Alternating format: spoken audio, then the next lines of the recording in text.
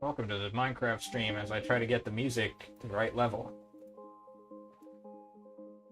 Hopefully that's okay. You guys can let me know. Alright. Let's go ahead and get right into it here. As you can see, some things have changed. So the last episode, after... Ooh, we need to fix my elytra. After the last episode, I got the rest of the materials. I finished gathering the materials we needed for the project, and I started on the project itself. So as you can see, right here we've got a couple of ships, and I'm going to be revealing what the project is, since we're going to be working on it here in this stream. Basically, the project is building this. Alright? We're building this right here. And I've designed this meticulously in creative mode, all the elements of this.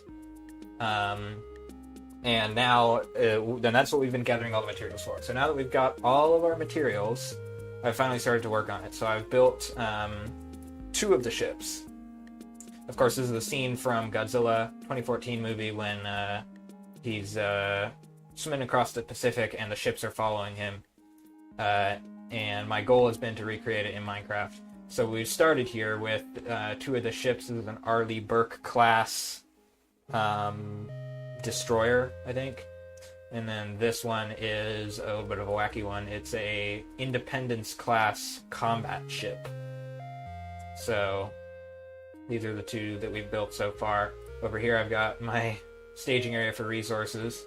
we're going to go ahead and fly away to fix my elytra very fast. Before anything else, because that is almost dead. And that would be unfortunate if we were to lose the ability to fly. We're going to be working on the Nimitz-class aircraft carrier, which is definitely... it's one of the biggest parts of this. I don't know if it's bigger than Godzilla himself. It may be. But either way, it's very big, and there's a lot of blocks to place. So we're going to start working on it. I'm recording this for Replay Mod, because this will be in a video.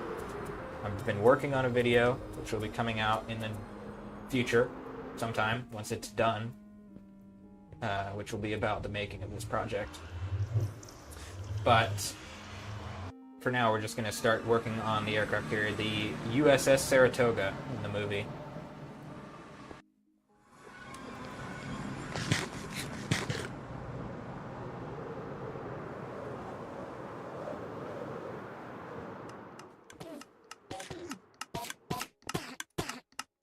Okay, we don't really need to fix any tools, so just get the elytra back up.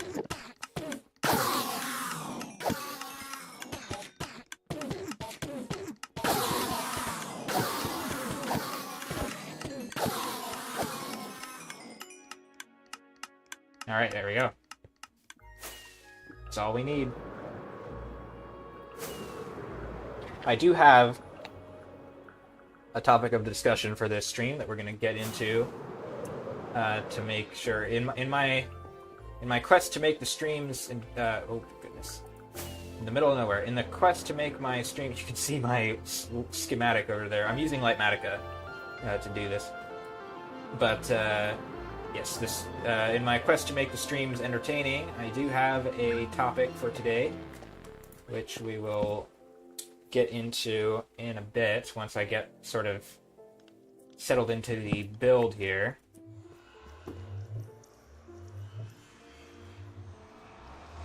This is probably the biggest project I've done in my world ever. I mean, I've done a lot of stuff, but mostly like sort of small things here and there. The modern city that I'm currently working on is definitely the other big thing. That's still very much sort of a continuous work in progress. Okay, so let's get out before we run out, because I know I'm going to run out in just a second. Let's get some more rockets. Yes, and I've intentionally placed the build out here so that Godzilla is approaching the city, because that seemed appropriate.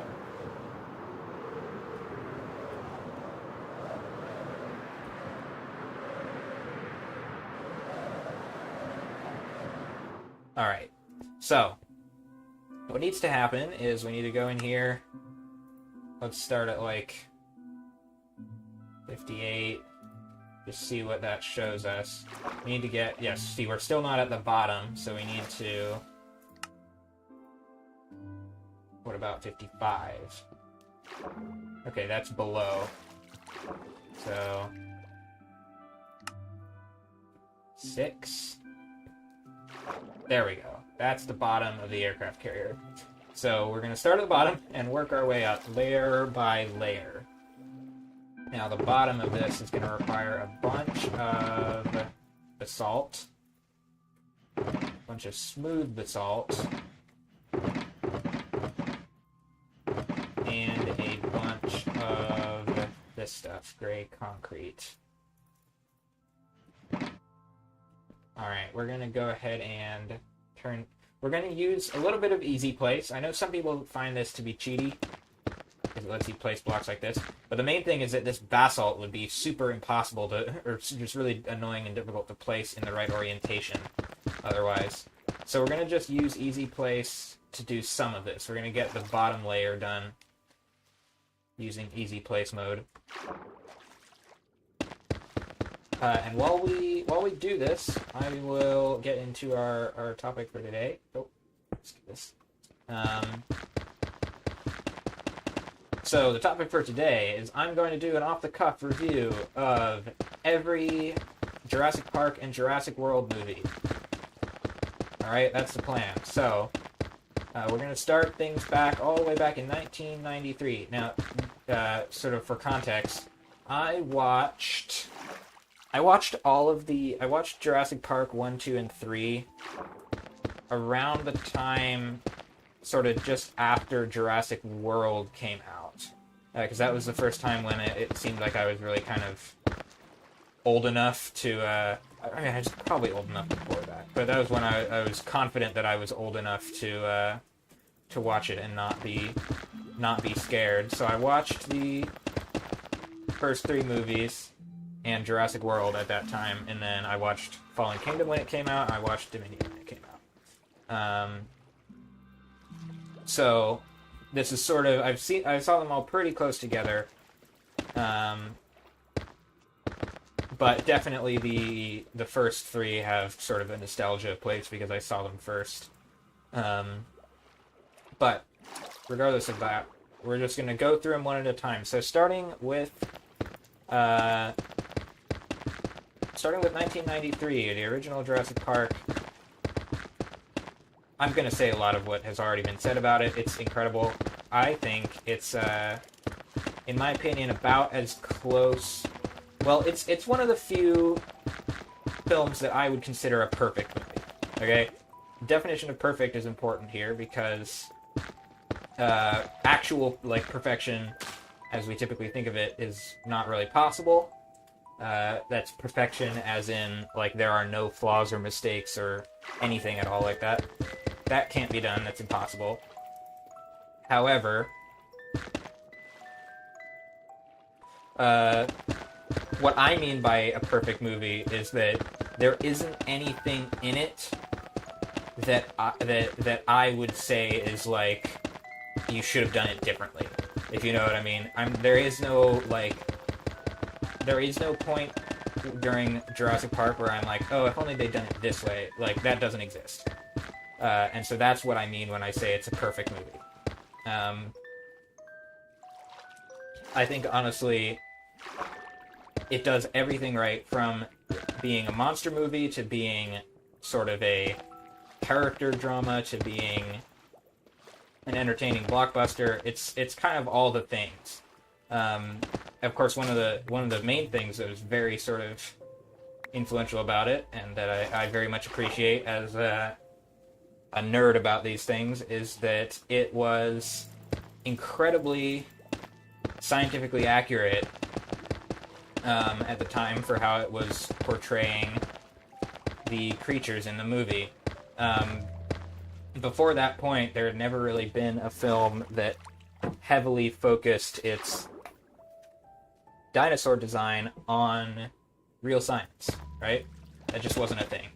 But then Jurassic Park comes around, and they actually consulted with paleontologists, and they made an effort to make really accurate dinosaurs. And not only are the dinosaurs accurate, like, physiologically, but they feel real because of their behavior. They don't just act like killers or monsters or plot devices of any kind. They are placed in situations where they behave like real animals, and it makes it sort of very believable in a unique way. And this is something we're going to get into with the later films as well, because some of them also do this, and some others really don't do this. But Jurassic Park does it incredibly well.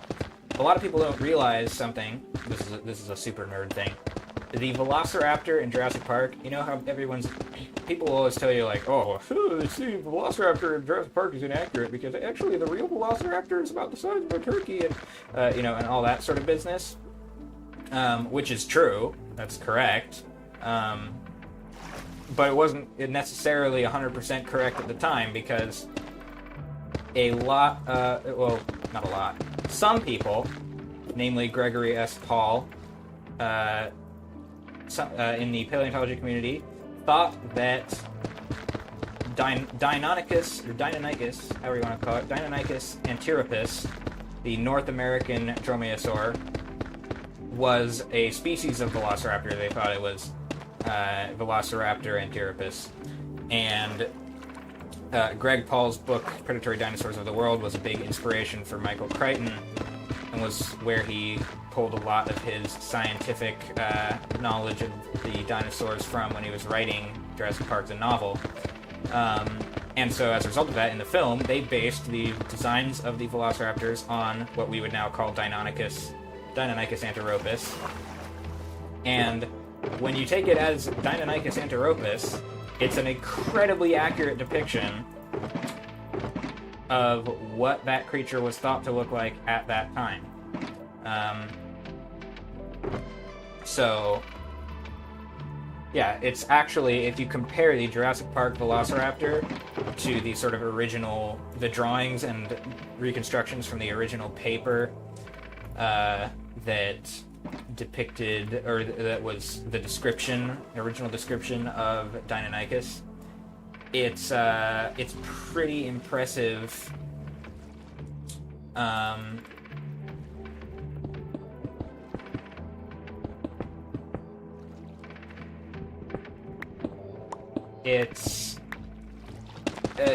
You'll kind of be shocked how similar the Jurassic Park raptor is to the Deinonychus as described in that paper.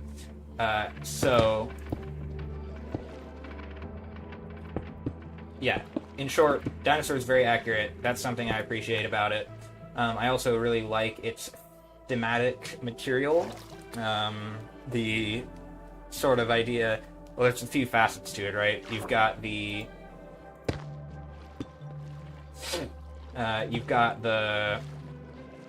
like chaos whole side of things, where it's like Dr. Malcolm sort of explains that Jurassic Park is like a complex system that's very sensitive to changing in conditions, and you get this sort of math stuff with the the chaos effect of the butterfly flapping its wings and causing the weather to change. So it's sort of like cautioning against, being, telling you to be wary about these kind of systems and the possibility for things to go in unexpected ways.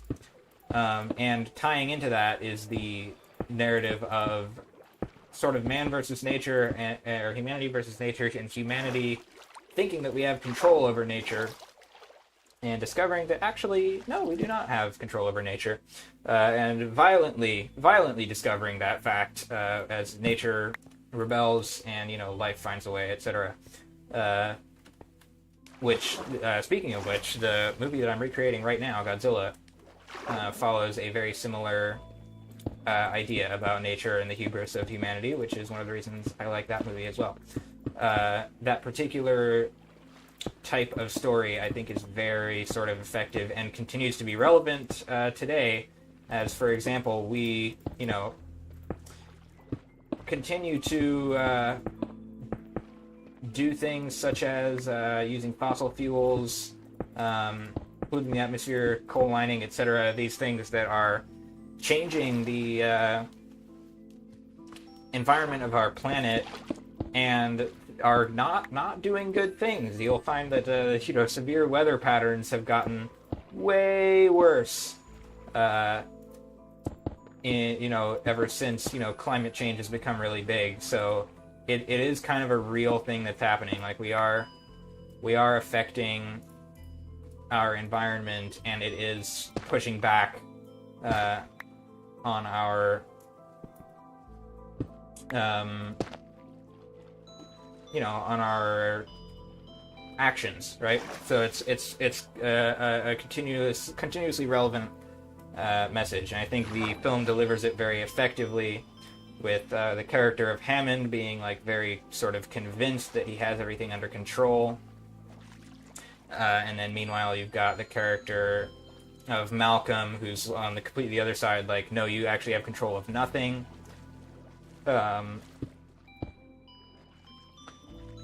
And yeah, I think it's just, in general, very sort of a very good like dichotomy of positions that they sort of present in the film. And then you've got Grant, who's kind of in the middle, he's like, he thinks the dinosaurs are really cool, and Sattler as well. They think the dinosaurs are really cool, but they're also wary about it, and it turns out that they were right to be wary, and at the end of the movie they say, after careful consideration, I've decided not to endorse your park, and Hammond agrees. So yeah, the themes are very effective. The science is very accurate,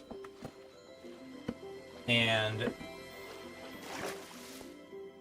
those are the two main things that I think are really great and what make the original film as awesome as it is. Also, you've got just the special effects. I mean, it was like the first time that CGI had been really used in that way, and then being supplemented with Stan Winston's incredible animatronic work. It's just like, wow, very amazing.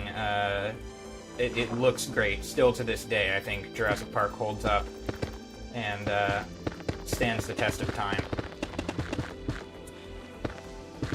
So that's probably the majority of my thoughts on Jurassic Park. So my overall ranking out of 10, I'll do these.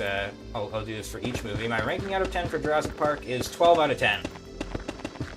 It surpasses the scale because, as I said, I think it's a perfect movie. And again, I'm talking about perfect in terms of they do everything like they deliver everything that it wants to deliver perfectly without any mistakes. I'm not talking about just little mistakes like, continuity errors or whatever that every film has, like the fact that Hammond is cleaning the glass with a pink dish rag and then it's white in the next scene. Things like that don't matter. I'm just talking about like the actual design of the film, the scenes that are included, the way the characters are portrayed and acted, and the way it's directed. Everything is perfect. So, yeah, it's a 12 out of 10. It gets bonus points for being perfect. I don't know what else to say. It's really good. Now, The Lost World, the second film, this one is going to be a little bit more interesting because a lot of people think that it's not very good. And I'm going to say right out the gate that I agree that it's not as good as the first one. However, I don't think it's as bad as people say it is. In fact, I think it's pretty good. In my opinion, I like it a lot. Because, first of all, it's still Steven Spielberg, so the directing is just that very classic Spielberg style, which I really like. I think he does it very effectively. And it's still got all the incredible special effects from the first one. It's still scientifically accurate for the most part. And it is...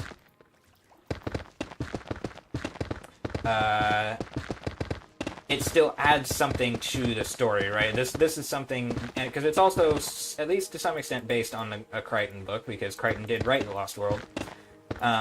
This is something that sort of devolves a little bit in the later films, where there's not a lot of... I feel like there's less new stuff being added, especially in the next one, as you'll see. But in The Lost World, it still adds something new, because Site B is a whole new island, and it explains some of the backstory, and this comes directly from Crichton. It explains, like, the backstory of how the dinosaurs were made, and sort of shows that it's not just the little, spotless lab on Isla Nublar. There's a little bit more to this operation. And then it also shows, like, the dinosaurs in a semi-natural habitat, sort of, living in the wild, and even though it's not exactly how it would actually be in the wild, as is a big point in the book, I think the film very, very nicely portrays, like, again, the actual sort of realistic behavior of the dinosaurs. The T-Rexes don't just attack people, they attack the trailers because their territory is under threat by them because they, the humans took their baby, right? So it's like there's actually some thought going into these scenes and how the animals are going to behave. And you've got the sort of like, still sort of a humanity versus nature thing. This time we're looking at sort of the preservation of nature on the side of the, Dr. Harding and crew, versus the exploitation of nature by InGen, by Hammond's nephew, etc. So, you're adding sort of a new dynamic that still works with the story. It makes sense that it would go that way. And yeah, I think it's good. The one part that I don't like about it, or the one part that I actually like actively dislike, is the whole gymnastics situation where Kelly swings around and kicks the raptor in the face out the window. That is just kind of ridiculous, and felt a little bit out of place.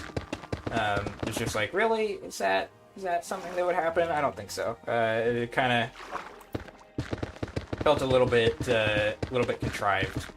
Granted, it was a payoff to the previous scene where she had said to Malcolm, "Oh, they cut me from the team in gymnastics. Thanks for knowing," or whatever, But it was just a clunky scene. I didn't like the execution of it. Didn't feel like something that should have happened. Also, other than that, you could argue that the ending in San Diego is a little bit clunky and out of place, which I could kind of agree with. It's maybe not. It's clear that it was sort of put in at the last minute, which it's true. It was not intended to be there until later on. And then they sort of pivoted to that and discarded another ending of the film. But still, I think it's executed well. Like, I don't think there's anything really wrong with it. I think still the Tyrannosaur, the buck Tyrannosaur, is still acting, is being portrayed in a pretty realistic way. And I should clarify that realism in the behavior of these creatures is not necessarily... It's not something that every film has to have.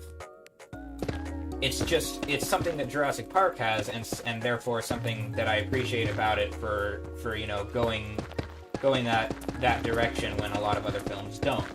And I like other films that don't do that, for other reasons. But Jurassic Park is very sort of special in the way that it does that. So that's why I'm going to be kind of critical in later movies about the way that they failed to continue that, because I think it's something that makes Jurassic Park unique and in my opinion, one of the cooler elements of it is the way that they do the portrayal of the creatures themselves. So, The Lost World. Overall, it's probably like an 8 out of 10 or something like that for me. I would say 8 out of 10 is a pretty good ranking of it. Maybe 9. No, we'll go 8. 8 out of 10. Sounds pretty good. It's still, I like it. I really do enjoy watching it. It's a lot of fun. It's a great film. It feels pretty much in line with the first one in a lot of ways. So, yeah, that's my feelings on The Lost World. So far, Jurassic Park is a 12 out of 10, exceeding the scale. And The Lost World is an 8 out of 10. So, moving on to Jurassic Park 3. Jurassic Park 3, now this is something that is also a little bit contentious. Definitely more on the side of a lot of people say that it's really bad. I think that it gets kind of a bad rap, like worse than it deserves. I don't think it's actually terrible. There's a lot of things that I still do enjoy about it. I just think that it's definitely not as... It's not as special as the first two because, first of all, primarily, the thing that I mentioned in relation to The Lost World, the sort of adding of something new, a unique take on the story. Jurassic Park 3 doesn't have that. It doesn't bring anything new, really. It's just kind of another random adventure. It doesn't really have a lot of value in terms of what it adds to the series. Because it's like, whereas the Lost World, they had like a sort of a reason to show, the people on the island doing these things, because it was like, the poachers versus the conservationists, the sort of, again, the humanity versus nature going in a different direction, like exploiting animals in the wild. And then so that all backfires in their face. In San Francisco, it's sort of like, no, you shouldn't take animals out of their natural habitats, similar to a King Kong scenario.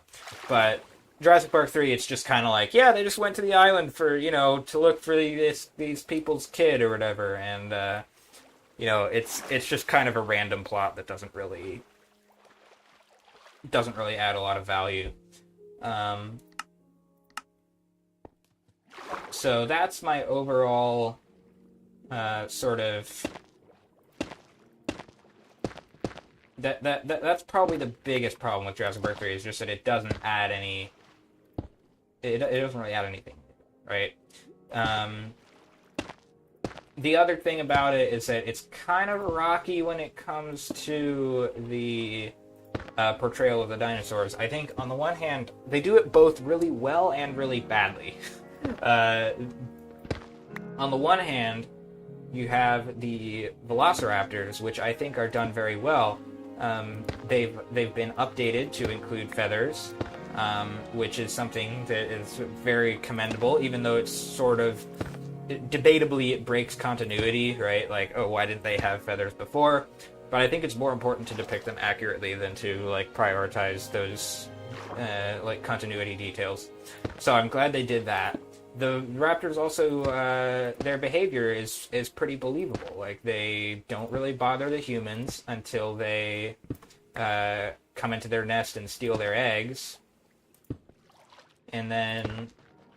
and then they're after them specifically because of the eggs, right?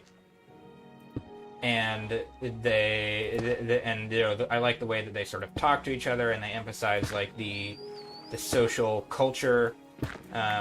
It's very much the type of thing you would see from animals in real life, like a pod of dolphins, or or a pack of wolves, things like this. Real animals have very similar sort of social structures, and I think they depict it very well.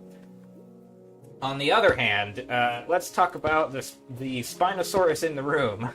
The Spinosaurus... Okay, so the design was accurate at the time, right? Which, again, this is, that's an important thing, is that they really did get it, like, close to the real animal. It's not accurate anymore because the science has changed, right? But that doesn't really matter, they can't have made it accurate indefinitely. So it was accurate at the time. That's what's important. However, I just can't figure out why it is just constantly chasing the humans in the movie. Like, I don't know if anyone else can find any reason, but I don't know why that would happen. I'm completely at a loss for why an animal would relentlessly pursue these random humans across so much distance for so long. It seems more like sort of a villainous antagonist character than a real animal. Which, again, is not necessarily a problem. That can be something that works for other,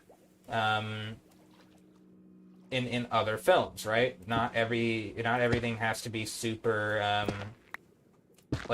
believable and accurate. In another context, it might be fine. For example, another film with dinosaurs, which I really like, Peter Jackson's King Kong. It's not very accurate to anything, partly because, the entire ecosystem of Skull Island is fake, right? They made it up. which is an impressive thing in and of itself. They created an ecosystem of their own. But the creatures in that movie don't really behave very logically a lot of the time. Like the Statosaurus Rex chasing after Andaro when it already has food in its mouth, and then all three of them attacking Kong for whatever reason. Why would they actually do that in real life? But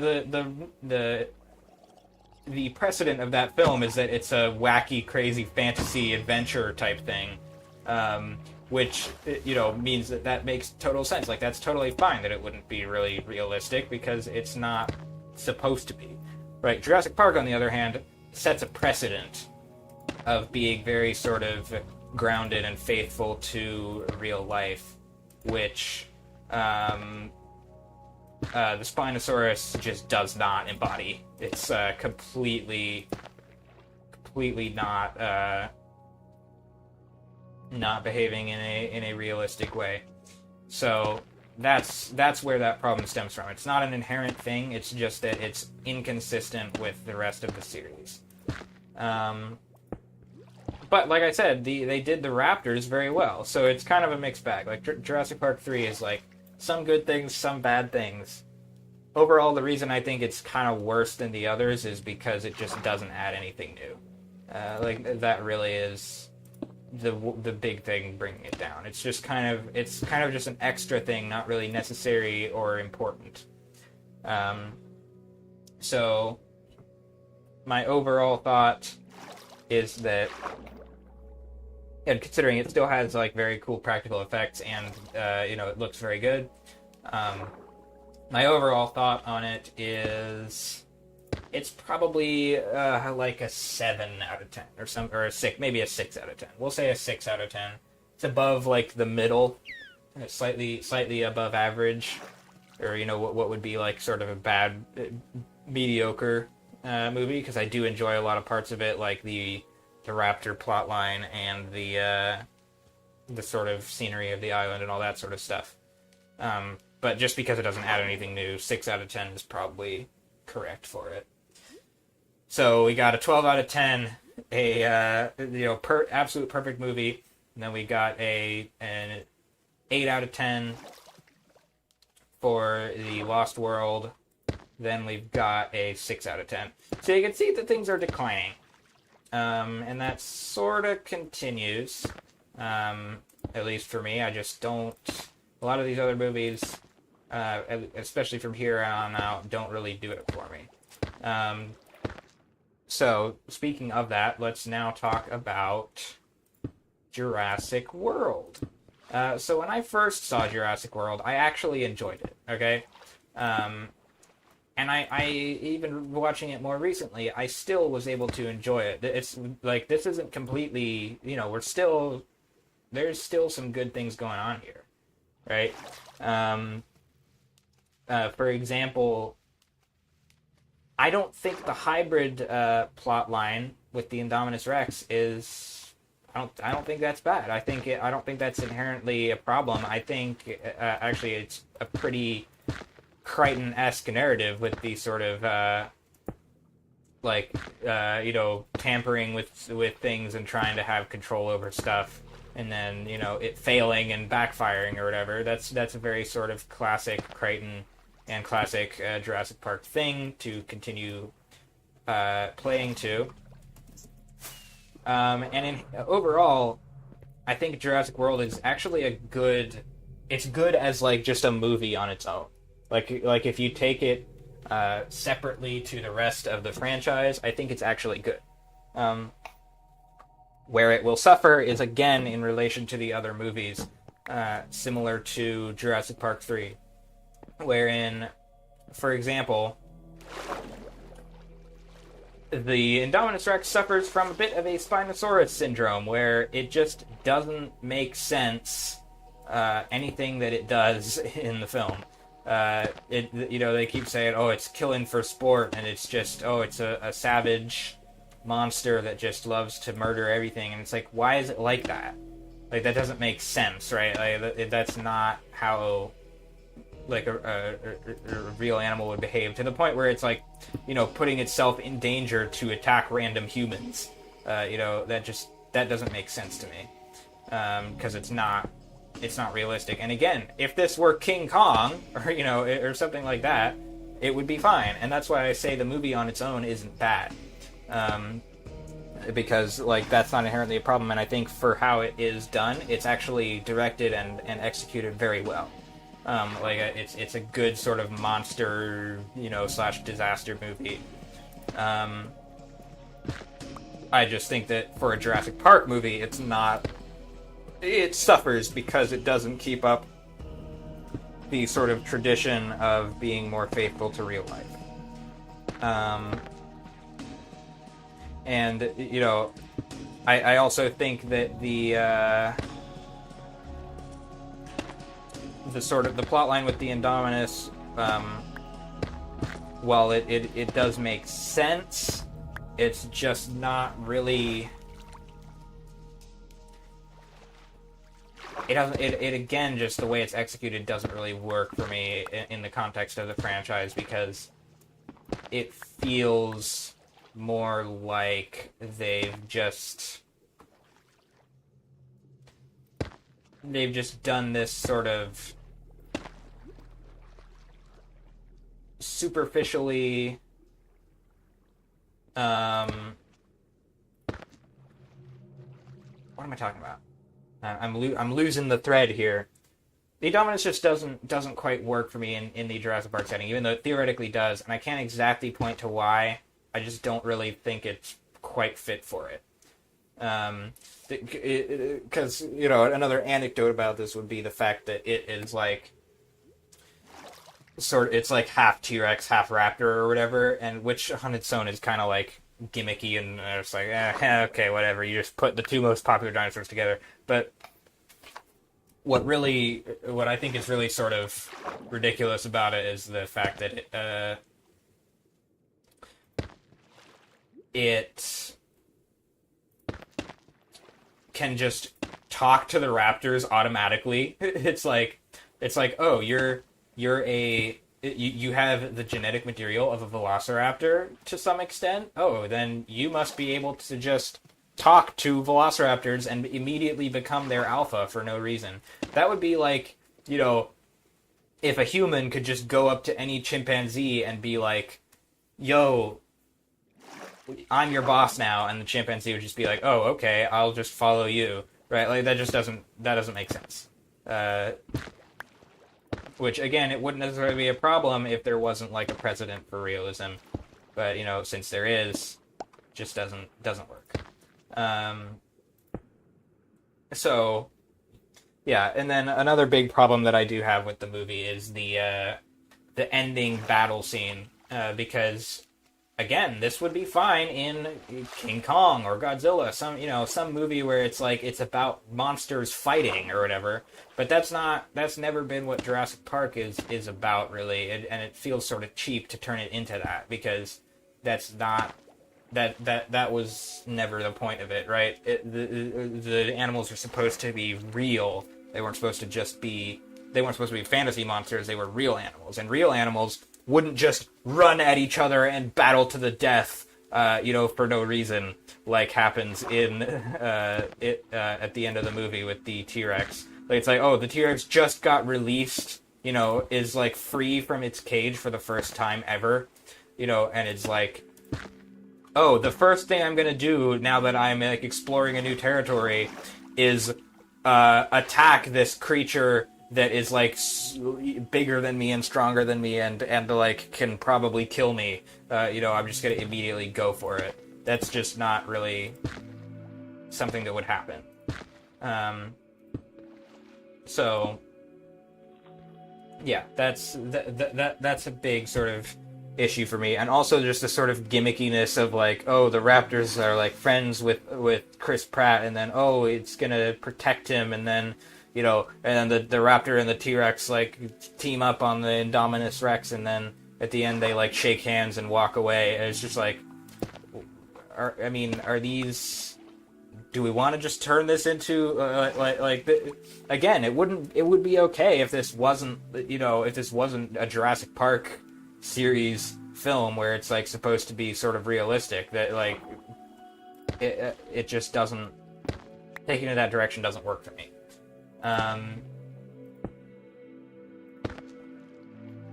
So yeah, that's sort of a summary of issues I have for Jurassic World. And again, I think it's a good movie on its own. It just suffers in a Jurassic Park context. So with that context in mind, I'm going to have to rate it as probably a 6 out of 10, actually, the same as Jurassic Park 3. Because although it is less congruent, I think overall, like, a bigger sort of and like a worse departure from what makes Jurassic Park good and unique than Jurassic Park 3 is. Excuse me. Even though it's a bigger departure, it is a better movie. Like, overall, the plot is tighter. It feels more like it actually matters. So that bumps it up a little bit. So I'll say it's a 6 out of 10, same as Jurassic Park 3. Then we have Fallen Kingdom. I'm starting to lose my voice, by the way.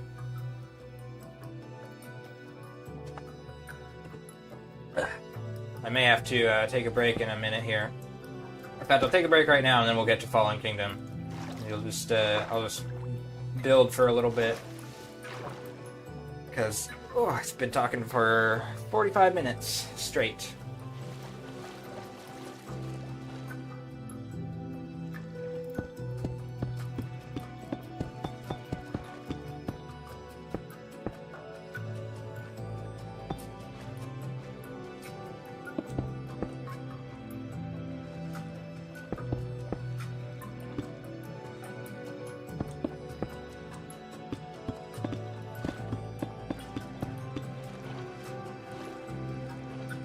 Oh, this needs to be like...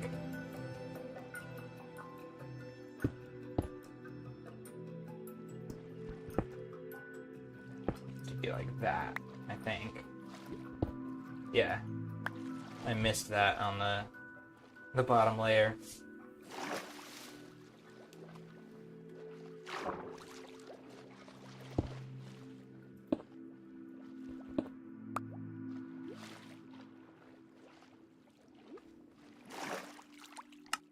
Alright, next layer.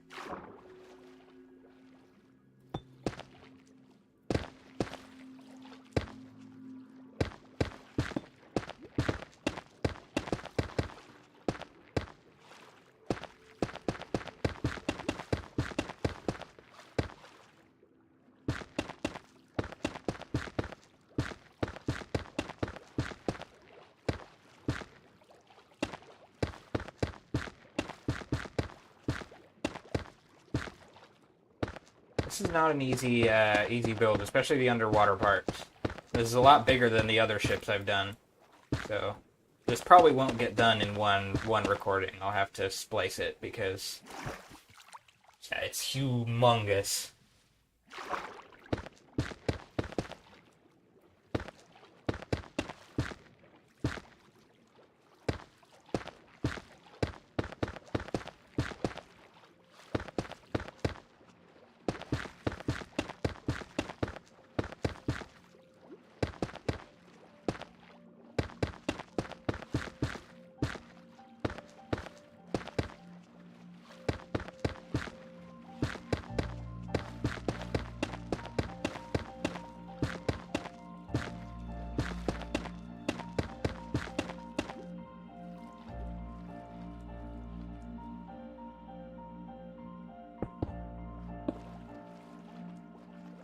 Alright, I'll see if I can talk about Fallen Kingdom.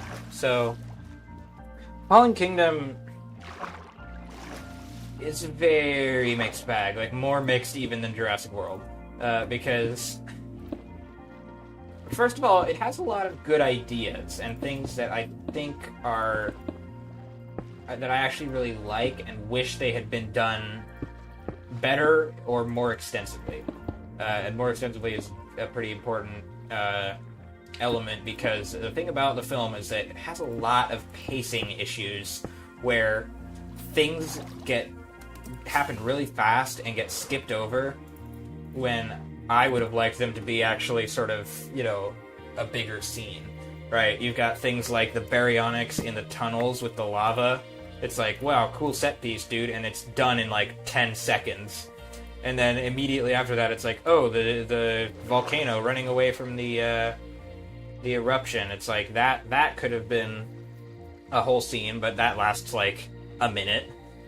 So it's just a lot of like encounters and things that are not as fleshed out as I would like them to be, because it felt like they were trying to do too much in one movie.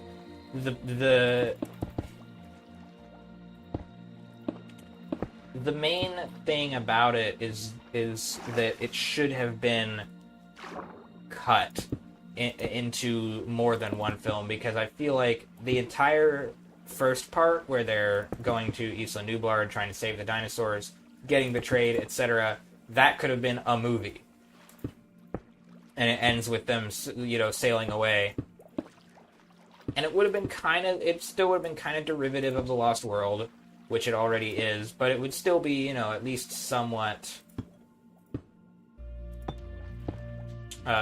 fresh, because they did have some good ideas, like the sort of exploitation of the dinosaurs for, selling to the outside world, and sort of bringing dinosaurs into the real world. What happens, when they get off of this secluded island, the question of, like, do we save them from extinction versus letting nature take its course? All of these things are interesting, and again, this is why I wish it was explored more in detail, is because I want to see I want to see these things actually get discussed in a more like comprehensive way, and that just can't happen with the pacing of the film as it is.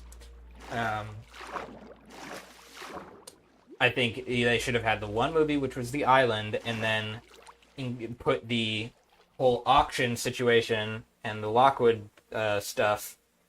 That should have been part of the third movie in the series. And that would be a major part of if I were to rewrite the Jurassic World trilogy.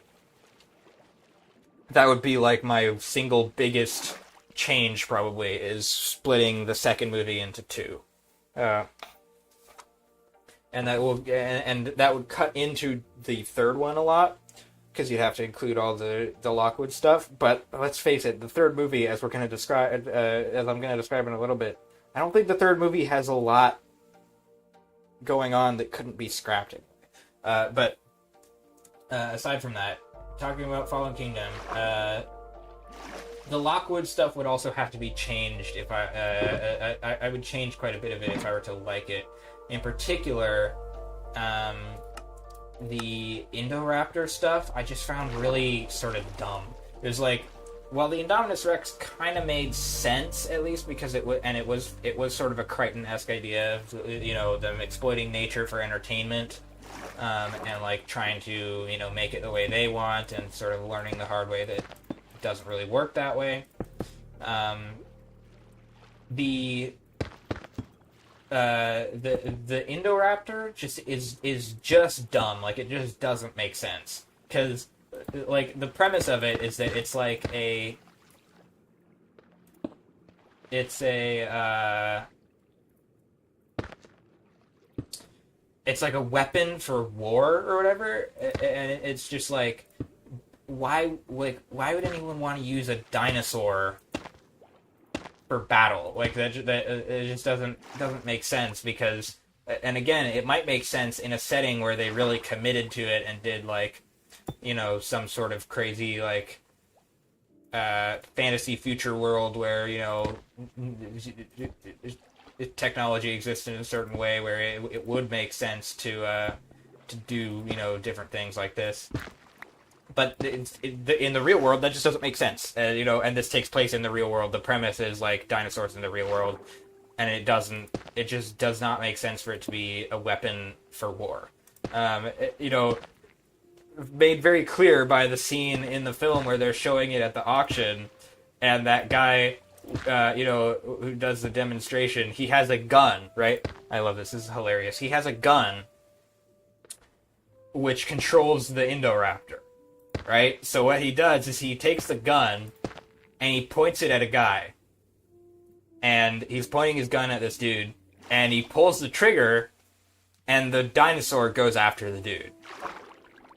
Which is just like, why? Like, am I really supposed to believe that would be more effective than just shooting it, right? Like you have to already point a gun at somebody in order for this to work. So, like, why not just shoot? So it's just like, it just doesn't, it feels hollow and like not thought through very well, and it's just kind of like a very sort of like, oh, wouldn't it be cool if there was a dinosaur that, did it? And it's just like, but they didn't really think about it at all beyond that. That's sort of the vibe of it to me. So, if I were to change it, I'd say, like, take away the weaponizing aspect of it. Make it something else. Make it something that is like... And I honestly don't really know what this would be, but just give it, like, a purpose that is, like, reasonable, that people would actually want to use it for that, and make it, like... Make it make a little bit more sense, make it be sort of... Also make it make sense as a creature, like... Again, we have this sort of thing where it's just a killing machine, and there's not really... doesn't really make sense the way it behaves. Because even after it gets out, and there's no one has told it to kill anyone with the gun that, you point at someone to make the dinosaur kill him. No one's told it to kill anybody, but it just goes on a rampage and murders a bunch of people, and is like, for some reason, it's just like, it's like, oh, you're a human? I guess I will have to, like, go out of my way to sort of obsessively pursue and murder you for no reason.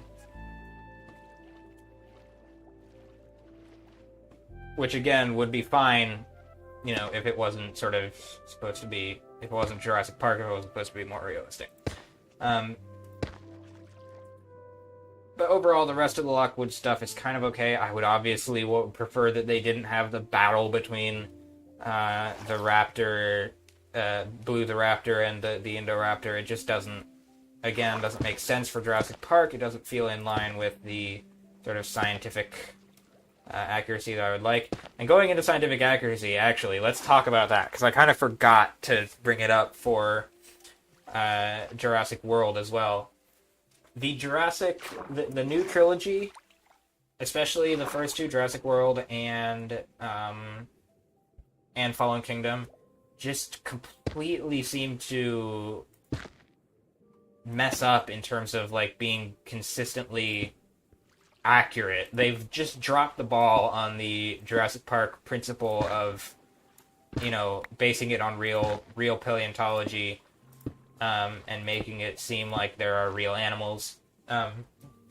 Because, like, for example, the Velociraptors, they look like they did in 1993.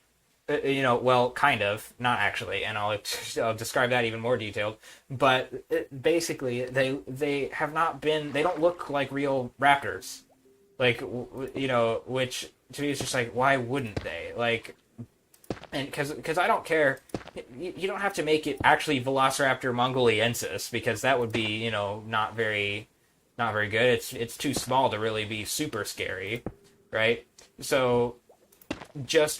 But like, at least make it accurate to what we now, what we know the animal it's based on looks like, which is Deinonychus antheropus. I don't even care if you call it Velociraptor or not. Just make it accurate to the real thing it's based on. Because otherwise it's just like, what's the point? Especially since, as I alluded to just a moment ago, they did change the design. It doesn't look the same as the original Raptors. They've changed it. They've made the face shape a little bit different. They've sort of put the eyes more. They've made the eyes a little bit less less pronounced, like the shape of the eye sockets. They've done a bunch of things. The skull is more the face is more square. The nose is squared off. It's a different design, and in my opinion, it just doesn't look good. Like it just kind of looks weird, and like they've tried to make them cute or something, which is just like, if you're gonna change the design, why wouldn't you make it accurate? It's like you've made a design that doesn't look accurate or good, which is what I find really annoying, because it's just like, I could deal with a design that isn't totally accurate if it at least looked good, but that isn't what they do. It doesn't look good, looks bad, and it's not accurate. So that's super super frustrating to me. Then on top of that, they have this sort of rocky set of other designs where it's like some designs, and this is I'm talking about like new animals, right? Some designs, like the Carnotaurus, are actually really good. Like the Carnotaurus looks like the real thing, pretty much. As far as we know what it looked like it's pretty dang accurate, right? But then you've got like Baryonyx. It's just like, what is this like frickin' like flat alligator like weird sort of face with like a stumpy neck, and like it just doesn't, it looks weird, and it's not very accurate. It's kind of just gross looking, and so it's like, why couldn't you make that like the Carnotaurus, make it look good? Yeah, so it's kind of a very rocky rocky situation with the designs.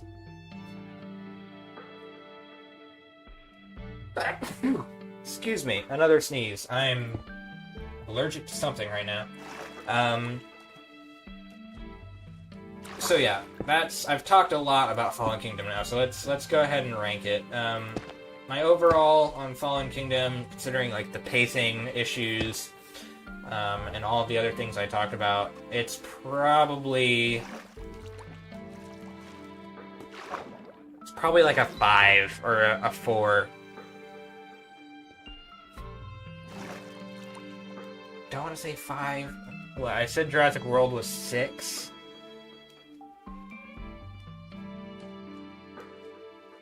Yeah, I'll say 5, because there's a lot of ideas that I like the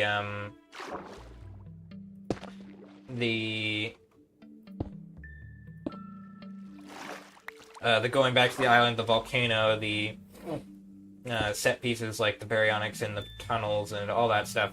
There is stuff that I like, so I'll put it as a 5.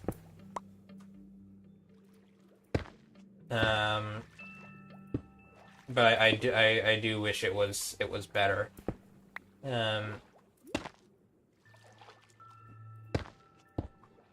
So that's now, that puts us at Jurassic Park is a 12.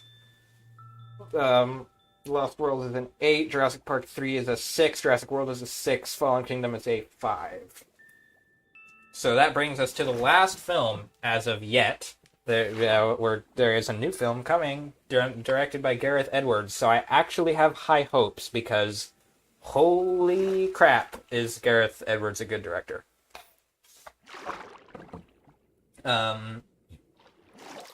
But until then, Jurassic World Dominion is the last film.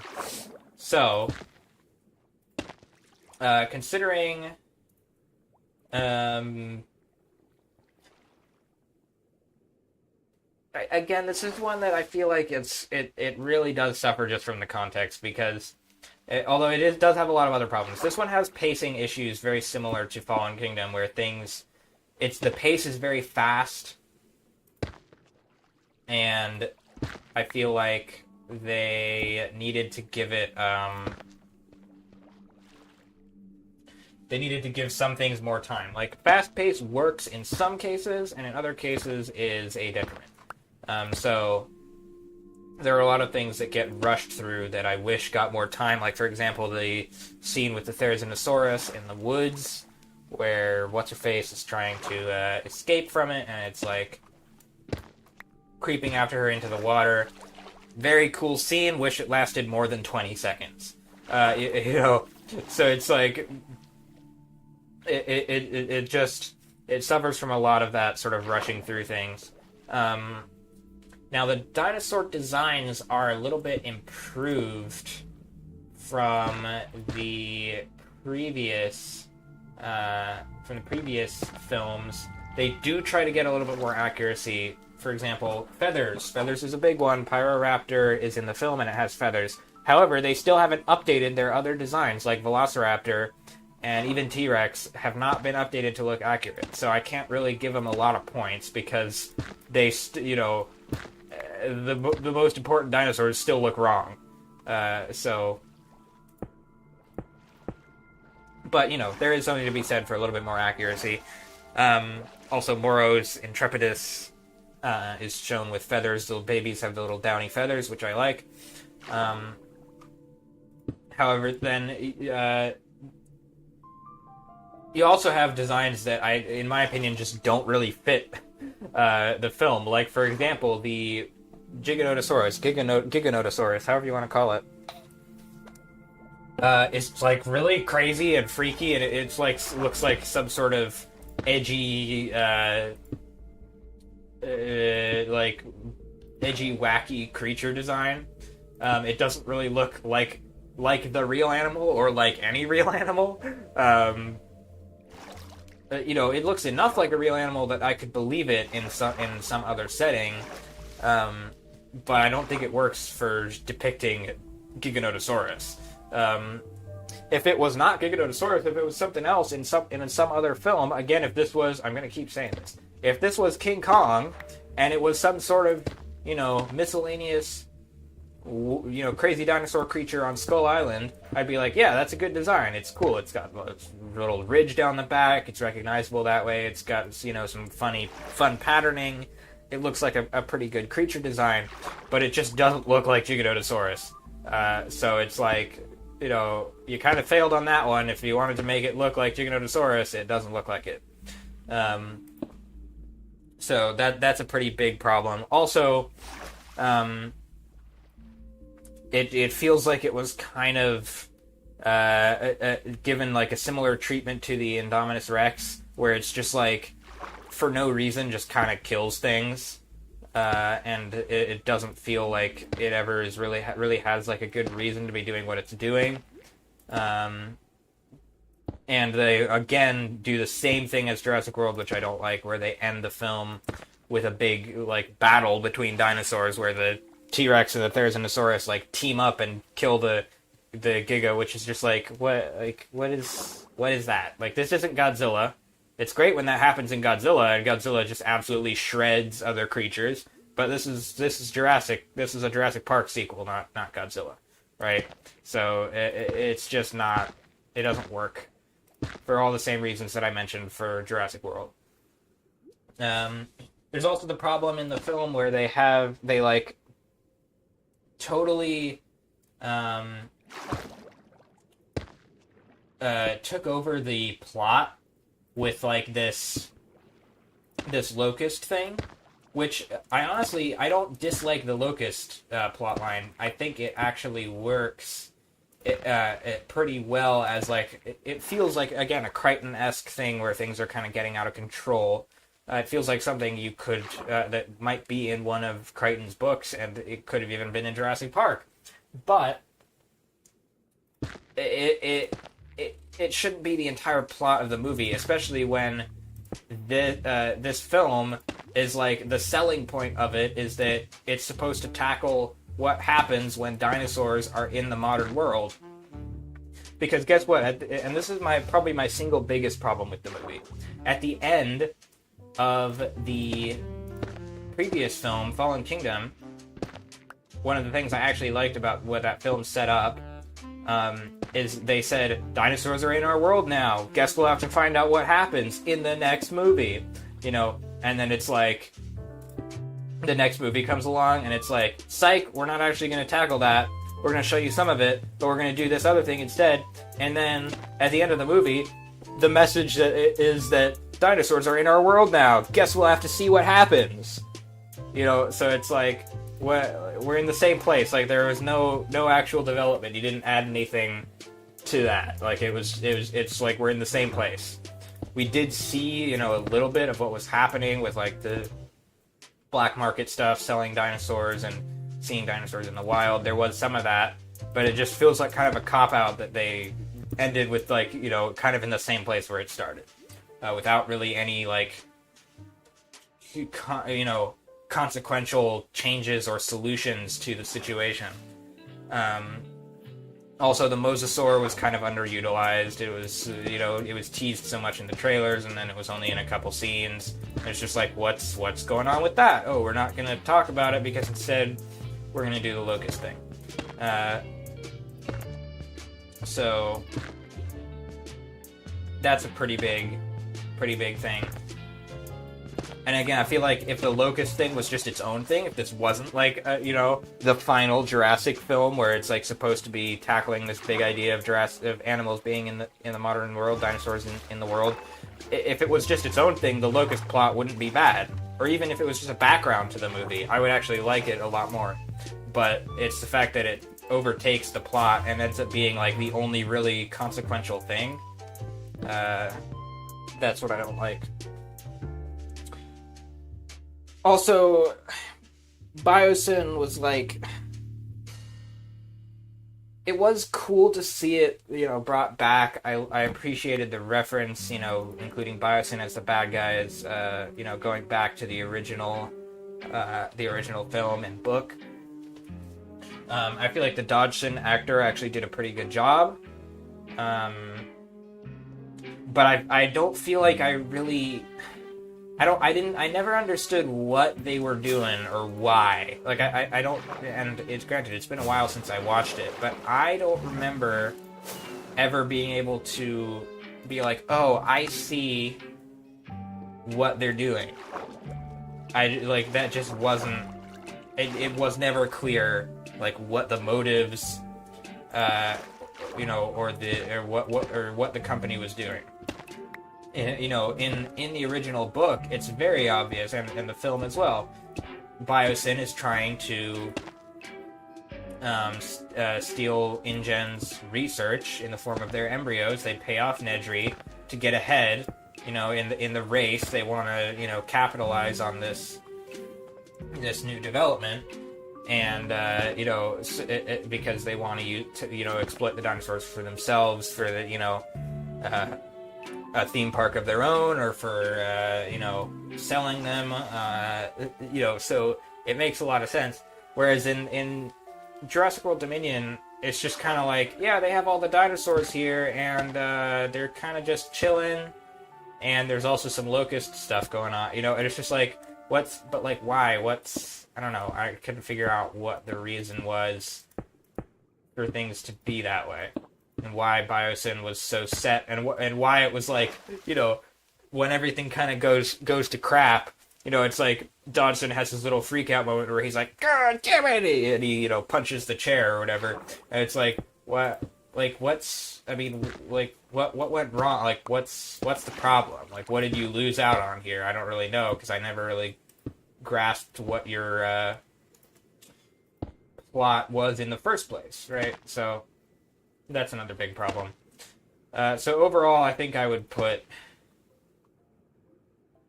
Jurassic World Dominion in a 4 out of 10, maybe a 3 or a 4. So we're kind of decreased. We've decreased linearly. So I'll just say it's a 4. 4 out of 10. Definitely the worst of the Jurassic World trilogy, and in fact the worst of the entire franchise, in my opinion. So we got, it went from 12 out of 10 to 8 out of 10, 6 out of 10, 6 out of 10, 5 out of 10, 4 out of 10. So that's my thoughts. That's my comprehensive.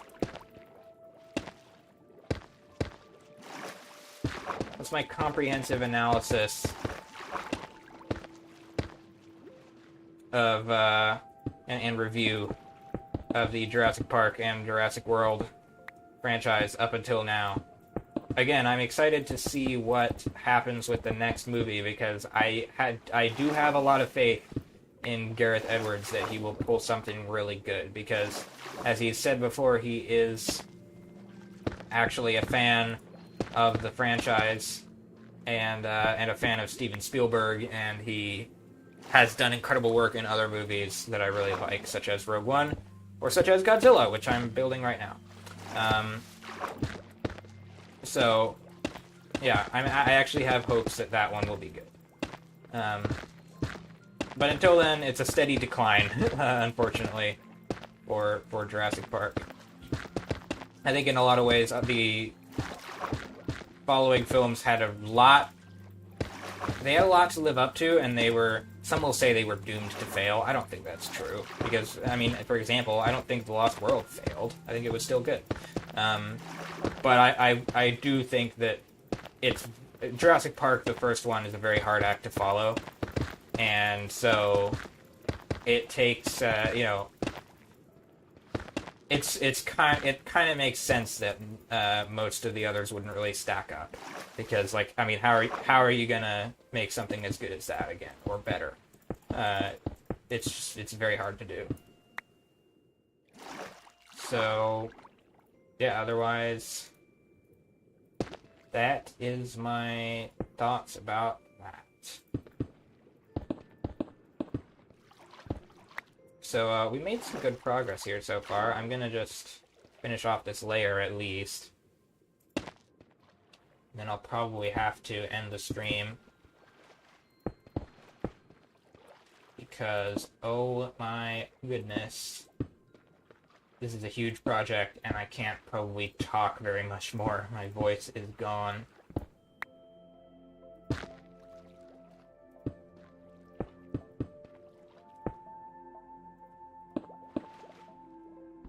I hate swimming. I wish it was easier to not swim accidentally. I want to just be able to place blocks like this.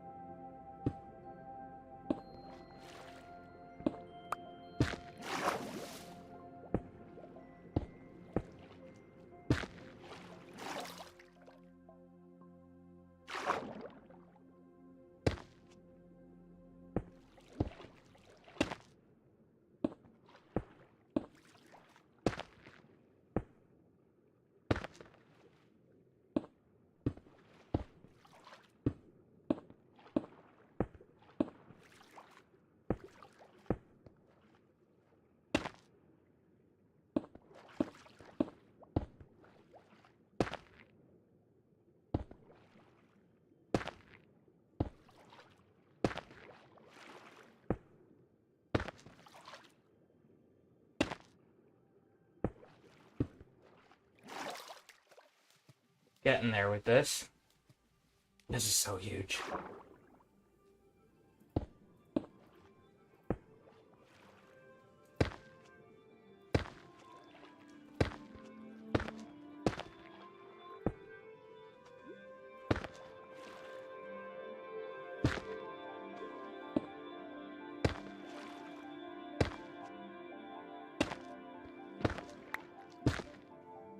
I hate being...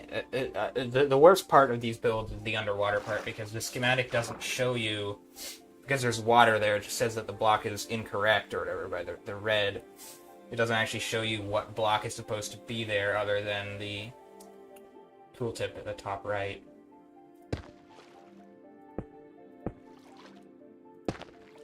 You can't actually see visually what you need to place.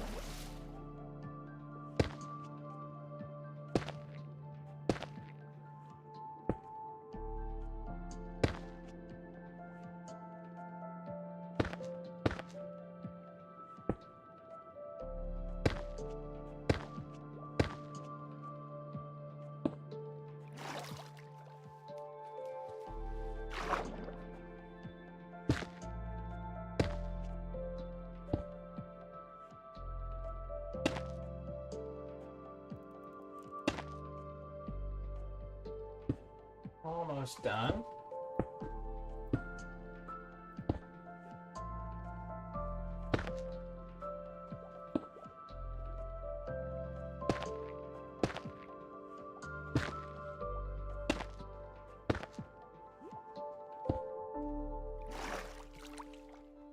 Getting dark. Got a treat.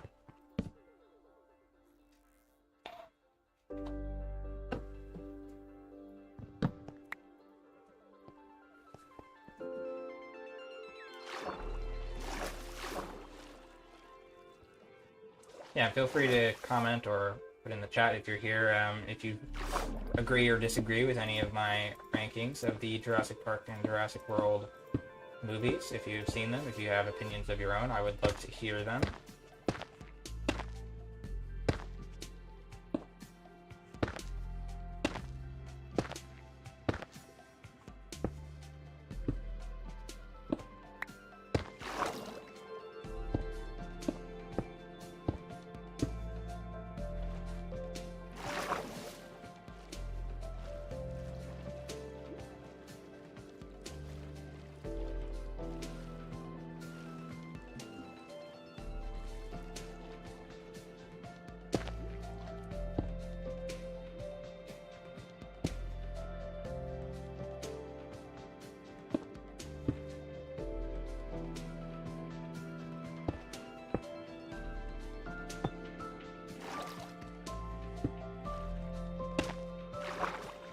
Here we go. That's that layer done.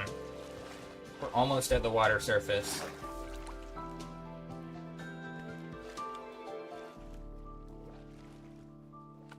However, I do think I have to end the stream here because I probably have to go eat. So, this is going to be the one of the builds that does not get finished in one recording. There'll probably be like at least 2 or 3 more. But anyway, thanks for watching, and if you did enjoy the stream, don't forget to leave a like and subscribe for more, because this project will be done soon, and there will be a video coming out about it on my channel.